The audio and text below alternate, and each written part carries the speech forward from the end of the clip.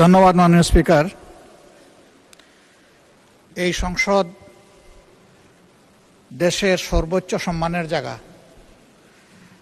যারা এখানে নির্বাচিত হয়ে এসেছেন, দেশের জনগণের সমর্থন, ভোট, ভালোবাসা, শ্রদ্ধা নিয়ে এসেছেন।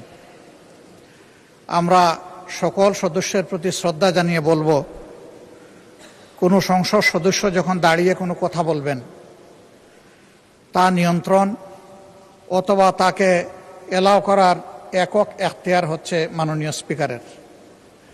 সেই জায়গায় আজকে লক্ষ্য করলাম যে একজন স্বতন্ত্র সংসদ সদস্য তিনি যখন কথা বলছিলেন, দুঃখজনকভাবে ট্রেজারি বেঞ্চ থেকে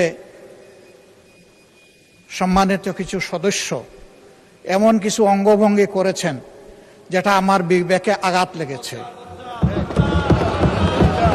আমি এটা আশা করি না।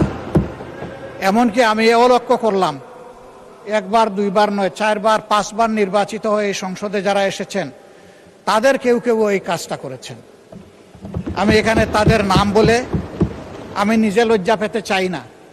আমরা প্রথম দিনই অনুরোধ করেছিলাম ভালো কিছু সংস্কৃতির চর্চা হোক এখানে, এবং আমরা শিখতে চাই। আমরা জাতিকে নিজে শিখব, জাতিকেও আমাদের সাথে উদ্বুদ্ধ করব।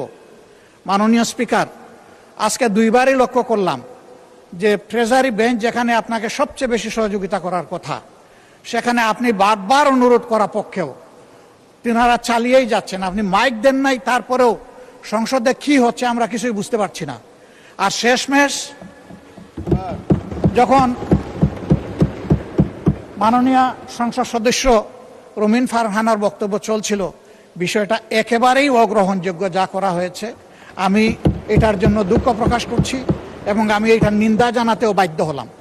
ধন্যবাদ মাননীয় স্পিকার। ধন্যবাদ মাননীয় বিরোধী দলীয় নেতা।